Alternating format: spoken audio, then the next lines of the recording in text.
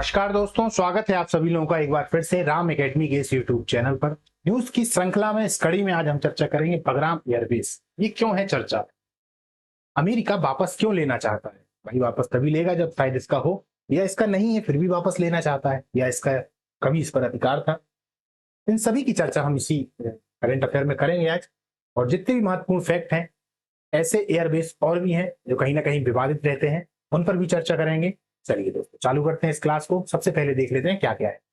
Bagram airbase क्या है, यह सुर्खियों में क्यों है, इसका सामरिक और भौगोलिक महत्व क्या है, यह कब और किसने बनाया, डोनाल्ड ट्रंप का इससे क्या संबंध है, भारत के लिए इसका क्या महत्व है, अफगानिस्तान से इसका क्या संबंध है। अंत में हम देखेंगे निष्कर्ष और उसके बाद हम देखेंगे एमसीक्यूज। चलिए आगे चलते हैं। बगराम एयरबेस क्या है? बगराम एयरबेस दरअसल अफगानिस्तान में स्थित एक प्रमुख सैन्य हवाई अड्डा है। क्या है? सैन्य हवाई अड्डा। काबुल से, जो कि अफगानिस्तान की राजधानी है, से लगभग 60 किलोमीटर उत्तर में स्थित है। यह अमेरिका का सबसे बड़ा सैन्य बेस था पहले। यह अमेरिका का सबसे बड़ा सैन्य बेस था अफगानिस्तान। इसे मिलिट्री सिटी भी कहा जाता था। इसमें रनवे, हॉस्पिटल, बैरक, शॉप्स और जिम तक थे। यह आतंकवाद विरोधी अभियान का केंद्र था। किसके? आतंकवाद विरोधी अभियान का केंद्र। यानी वहां पे जब आतंकवादी का ज्यादा एक तरीके से हम देखें तो खौफ रहा या उनका प्रभाव ज्यादा रहा, जैसे तालिबान है या दूसरे भी आतंकवादी हैं, तो उनके विरोधी अभियानों का केंद्र था। ठीक है, खासकर आईएस, अलकायदा और पाकिस्तानी जो तालिबान है उसके खिलाफ। लेकिन अब क्या है, वहां पर तालिबान ने अपना अधिकार कर लिया है। ये हमने पढ़ा रखा है, देख भी रखा है। यह सुर्खियों में क्यों है? डोनाल्ड ट्रंप ने हाल ही में इसे वापस लेने की मांग की। उन्होंने कहा कि यह चीन के परमाणु ठिकानों के पास है और अमेरिका को इसे फिर से चाहिए, क्योंकि अमेरिका का जो संबंध है चीन के साथ में वो हमेशा सतर्कता वाला है। तो चीन से हमेशा सतर्कता बनाए रखता है, खासतौर पर उन पर ज्यादा उसकी नजरें होती हैं जो चीन के ज्यादा नजदीक जा रहे हैं। और ये जो हवाई अड्डा है वो तो वैसे भी चीन के पास ही है। ये आप देखेंगे तो अफगानिस्तान कहीं ना कहीं चीन से तो लगा हुआ है। ट्रंप ने इसे one of the most powerful basis in the world कहा है। उन्होंने चेतावनी दी कि अगर तालिबान ने वापस नहीं किया तो बैड थिंग्स हो सकते हैं, मतलब कुछ ना कुछ बुरा हो सकता है।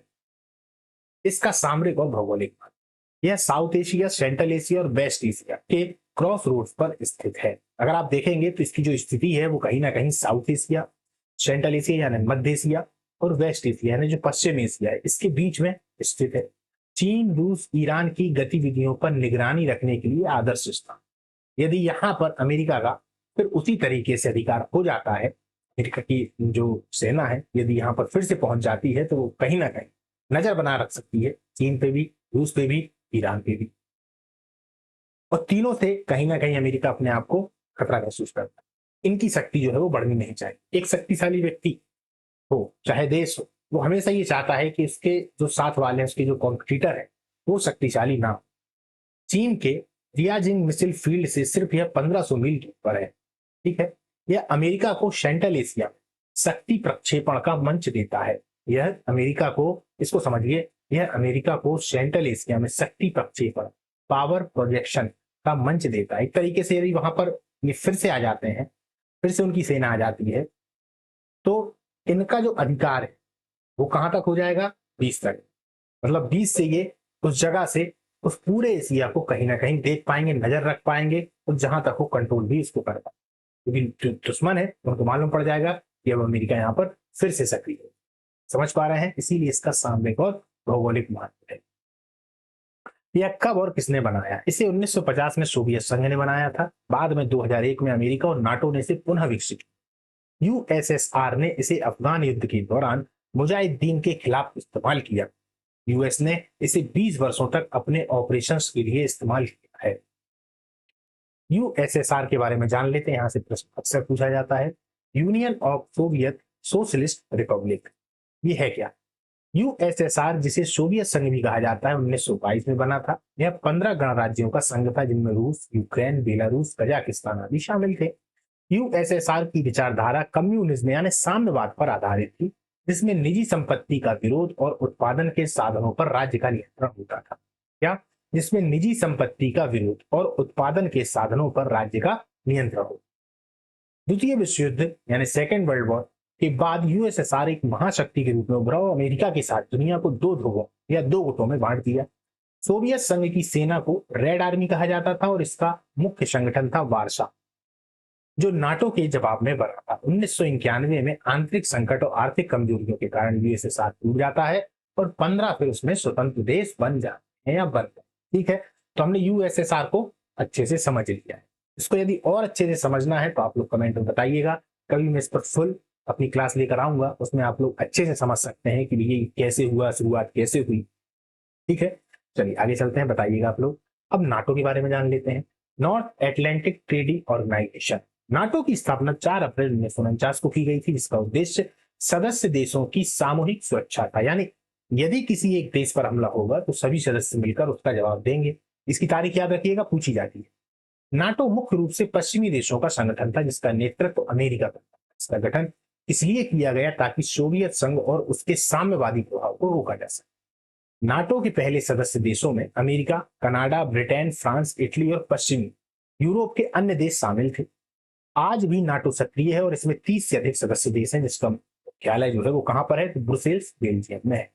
अब आपने देखा कि एक तरफ नाटो, एक तरफ, दूसरी तरफ जो भी अपन ने पढ़ा है, इधर पे आप थोड़ा ध्यान देंगे, यूएसएसआर। ठीक है ना।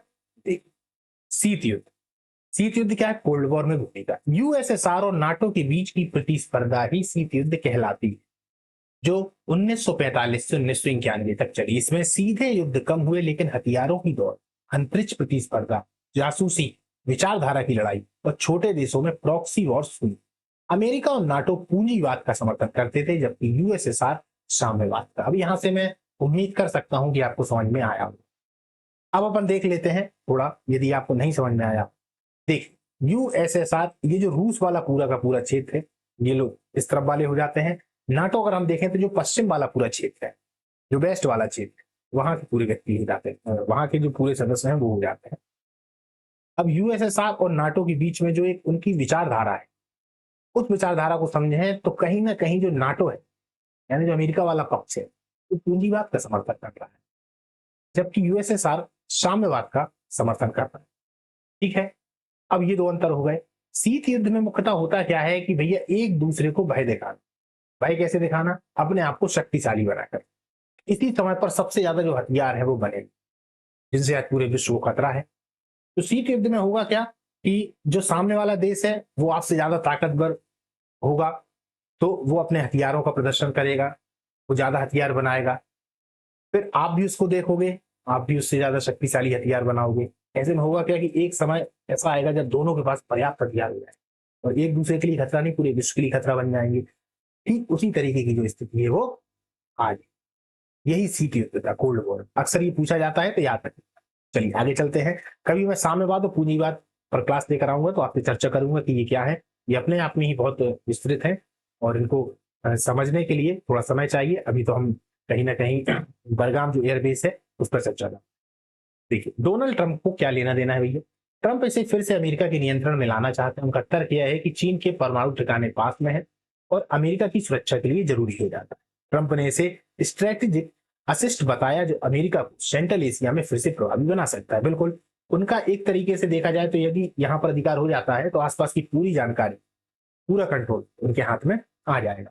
और दूसरी बात, जो जिनको अपना दुश्मन मानते हैं या जिनको अपना विरोधी मानते हैं, वो भी कहीं ना कहीं थोड़ा उनसे वो होने लगेंगे कि ये ठीक है यार, यहाँ पर अब अमेरिका फिर से आ चुका है, इनकी जो सैन्य कार्रवाइयां हैं या सैनिक है अब यहाँ पर फिर से आ चुके। ठीक है, भारत के लिए इसका क्या महत्व है। भारत के लिए है आतंकवाद पर निगरानी और अफगानिस्तान में स्थिरता के लिए अहम है।